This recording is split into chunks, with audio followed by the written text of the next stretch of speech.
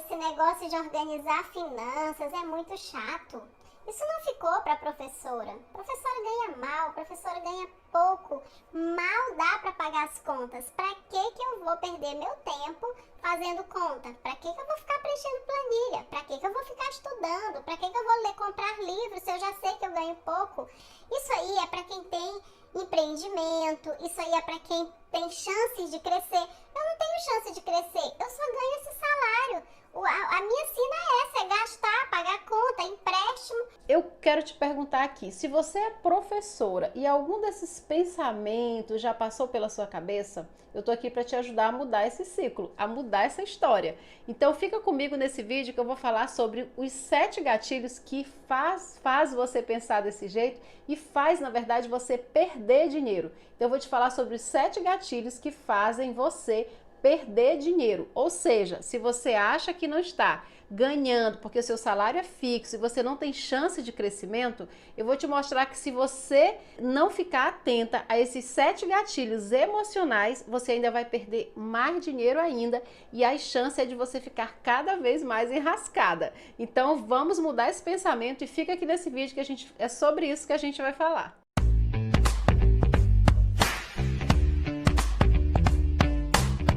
Vamos lá, então o primeiro pensamento, né, o primeiro gatilho emocional que faz uma professora perder dinheiro é o gatilho da comparação. Muitas vezes a gente se compara a outro, a gente acha que a gente não pode investir, que a gente não pode estudar tal assunto, que a gente não tem as mesmas oportunidades ou as mesmas chances que uma pessoa que tem uma outra profissão tem. A gente se inferioriza e a gente se coloca numa situação em que a gente é inferior, a gente se compara, a gente fala, não, pra que eu vou tentar se eu já sei que eu ganho mal, se a minha profissão ela não me dá chance de crescimento? Então a gente acha que crescer, aprender, entender qual é esse mecanismo de organização de finanças, né? Como que é esse mecanismo, às vezes a gente se nega a aprender esse mecanismo e acha que não é pra gente, porque a gente se compara e se acha inferior. Então, esse gatilho da comparação, a gente precisa se inspirar e não se comparar às pessoas. E um exemplo desse gatilho da comparação, eu lembro quando eu comecei a minha jornada profissional, eu tinha mais ou menos meus 18 anos e eu ainda estava naquelas tentativas de entrar na faculdade. A minha cidade só tinha uma faculdade federal na época e eu precisava, não tinha particular, só tinha aquela faculdade. Então era muito concorrido e eu precisava fazer cursinho à noite para poder, finalmente, eu conseguir uma vaga ali naquela faculdade. E aí eu lembro que eu tinha que ir à noite para o cursinho e eu passava o dia dando aula na escola, trabalhando na escola, dando aula, e à noite eu ia para o cursinho para tentar uma posição, né, naquela faculdade. E qual era o meu objetivo? O que fazia, me dava força para que eu conseguisse ir para o cursinho mesmo cansada, mesmo tendo que fazer plano de aula, mesmo tendo que corrigir diário? O que me dava força? Porque em vez de eu me comparar, eu via que aquelas outras professoras que estavam em nível maior do que o meu, que estavam ganhando mais gratificações, aquelas pessoas, aquelas professoras, elas tinham passado por esse caminho.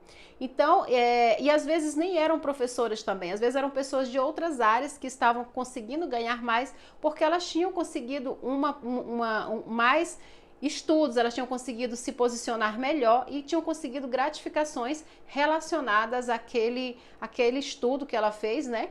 Então elas eram colocadas para trabalhar em lugares onde elas podiam ter uma maior gratificação e com isso o seu dinheiro aumentava. Então esse caminho é o caminho mais correto. Mas muitas vezes a gente se compara e paralisa. A gente já começa a se vestir de crenças e aí a gente se limita e acha que aquilo não é pra gente. Então, essas crenças limitadoras, no caso da comparação, é um gatilho emocional que a gente faz também no nosso dia a dia em outras áreas da nossa vida. Muitas vezes a gente se compara ao outro em vez da gente tentar ver quais são como é que é? Gaguejei. Quais são as ferramentas que aquela pessoa utilizou para ela chegar naquele determinado local que às vezes eu ainda não cheguei. E a gente se inspirar, então é trocar, em vez de se comparar, a gente se inspirar e ver quais foram as coisas que aquela pessoa fez, quais foram os mecanismos, quais foram o que foi que ela utilizou para que ela conseguisse chegar naquele lugar, tá bom? Então esse gatilho da comparação é um gatilho que a gente tem que ficar muito atento, porque o tempo todo a gente está sendo, tá sendo mostrado para a gente, né, coisas, pessoas, fatos que a gente se compara o tempo todo, e se a gente não tiver cuidado, isso pode deixar a gente com menos dinheiro, porque às vezes a gente começa a ficar paralisado em vez da gente correr atrás daquilo que a gente quer. O segundo gatilho que faz a gente perder dinheiro, gente, é o gatilho do imediatismo. Muitas vezes a gente está ali na nossa profissão, a gente está trabalhando, está dando aula, e aí às vezes a gente não se empodera daquelas ferramentas que a gente tem, que é saber passar o conhecimento, que é a gente poder ajudar o próximo. A gente tem infinitas possibilidades dentro do nosso mundo, né, da pedagogia. E aí muitas vezes a gente não consegue enxergar, e aí a gente é engatilhado, né, pelo gatilho da emoção por outras oportunidades que às vezes nem é muito aquilo que a gente quer, mas por a gente inconscientemente a gente ser engatilhado, né, emocionalmente por aquilo, a gente é engatilhado pelo gatilho do imediatismo. Então, às vezes uma pessoa oferece uma oportunidade, por exemplo, de dinheiro rápido e dinheiro rápido e de uma forma assim, às vezes insustentável. E muitas vezes a gente, por ter uma necessidade muito urgente, a gente é engatilhado por esse gatilho do imediatismo. Às vezes a gente não estuda o porquê, né, que aquela oportunidade veio, por que aquilo é tão rápido. Eu lembro que um tempo, já tem o quê? Acho que tem mais ou menos um ano, foi me oferecido uma oportunidade assim, e eu liguei para uma professora até da faculdade, uma colega, e para uma economista, para ela me ajudar a interpretar aquela oportunidade que veio, porque era uma oportunidade tão assim, era um lucro tão imediato que aquilo me assustou. E aí a economista estudou comigo, a gente chegou à conclusão que era melhor não arriscar. E de fato aquilo não era uma coisa sustentável. E às vezes a gente, por ter muitas necessidades, a gente acaba que a gente cai nesse gatilho do imediatismo, da gente querer as coisas rápidas. E às vezes as coisas rápidas, elas dão até um dinheiro ali rapidamente, mas não é sustentável, e aquilo que vem muito fácil, de uma forma muito rápida, às vezes você não tem nem tempo de aprender, porque ela não deu chance para você aprender. E quando você vai construindo a sua história de forma mais, vendo os seus erros, vai levantando, você fazer uma casa sem alicerce é realmente muito perigoso. Então a gente tem que ficar atento, nós que somos professoras, a essas oportunidades, né, muito imediatas, porque elas podem fazer a gente perder dinheiro. Às vezes a gente investe em algo que tá prometendo algo muito rápido pra gente, e aí a gente às vezes não consegue ficar bem naquela situação, às vezes a gente não consegue gostar daquele trabalho que você está desenvolvendo extra, por exemplo, se for um trabalho extra, e o seu dinheiro fica empancado, o seu dinheiro fica parado, e aí o que acontece? Você perde dinheiro. Então é muito bom a gente ficar atento a esse segundo gatilho, que é o gatilho, né, do imediatismo, né, para a gente poder não se arrepender depois. E isso acontece muito, gente, também através da própria internet. Quem nunca está na internet e vem aquelas propostas assim deslumbrantes, aquelas propostas assim irrecusáveis, aquelas propostas assim que você diz, não, isso é bom demais para ser verdade. E aí você fica ali naquela fixação e muitas vezes você não analisa, né, se aquilo está realmente alinhado aos teus valores, aquilo que você quer para sua vida, se aquilo tem a ver, se aquilo é sustentável. E muitas vezes você não faz esse estudo porque o gatilho do imediatismo te pegou, na verdade, né? Então tem que ficar muito atenta. Terceiro gatilho que pega muito, né, a gente também, que é educadora, é o gatilho da ansiedade. Muitas vezes a gente fica muito ansiosa porque é aquilo que eu falei no começo. Às vezes a gente pensa, nossa, mas como é longo, como que eu vou crescer? Como que eu vou crescer aqui sendo professora? Como que eu vou conseguir atingir determinado objetivo? Porque o meu salário ele não me dá chance de crescimento. São tantas crenças que vêm e isso cega a gente de não enxergar as tantas oportunidades que existem, mesmo você ali dentro. E aí o que acontece? Você começa a ficar muito ansiosa, você fica muito ansiosa, e essa ansiedade, ela te impede de você focar no teu objetivo e você pegar e trilhar um caminho, um passo a passo, ou buscar profissionais para te apoiar, porque você está muito ansiosa. E quando a gente está muito ansiosa, a gente não consegue fixar nossa mente em algo, a gente não consegue pensar em possibilidades, porque a gente fica ali sendo dominada pela ansiedade. Então esse gatilho da ansiedade, ele é muito frequente no nosso meio, né? Por quê? Porque a gente acha que nós estamos andando a passos muito lentos e isso gera ainda mais ansiedade, sendo que o caminho, né, que a gente precisa fazer é a gente ver as infinitas possibilidades que existe, né? Aqui nesse canal eu sempre vou colocar as possibilidades que existem também de como a gente aumentar a nossa renda, principalmente nós, as educadoras, para tirar essa crença de que quem é assalariado não tem como crescer. E isso, pode ter certeza que isso aí é mentira. Existem muitas chances até de a pessoa que tem um salário todo mês de fazer esse dinheiro se multiplicar do que às vezes uma outra pessoa. Então isso na verdade é uma crença que precisa ser cortada, tá bom? Então vamos acabar com essa crença, né? Com essa crença de que professor não pode, né, fazer com que seu dinheiro se multiplique, porque isso é uma crença que tá te limitando, porque existem sim muitas possibilidades. O quarto gatilho aqui, que muitas vezes faz a gente também perder dinheiro, é quando a gente está com o nosso estado emocional muito brava, quando a gente está muito brava.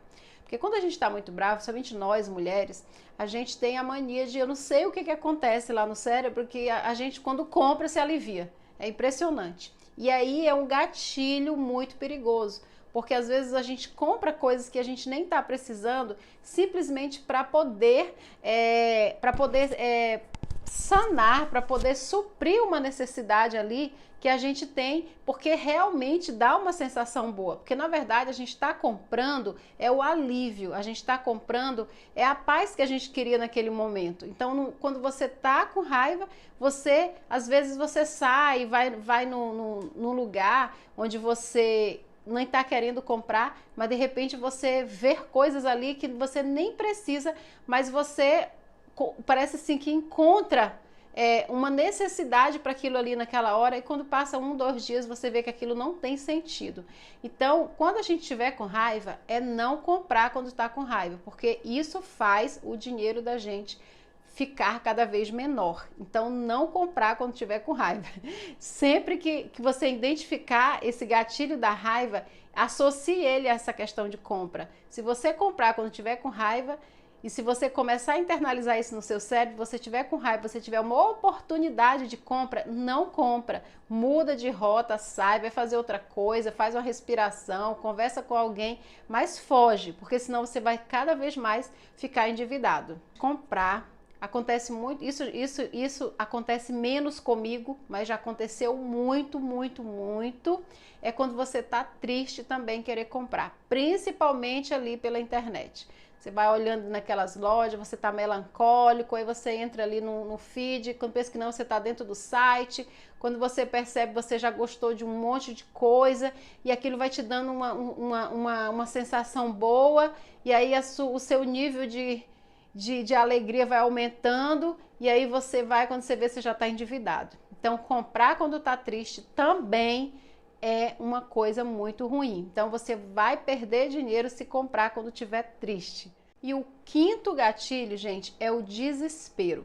Eu lembro que uma vez eu estava participando de um trabalho, em um seminário, em algo assim, e lá tinha uma oportunidade de venda de algo.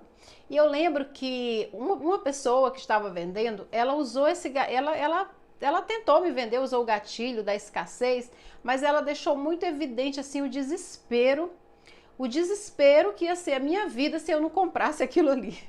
E eu lembro que eu fui muito engatilhada, eu fiquei muito envolvida.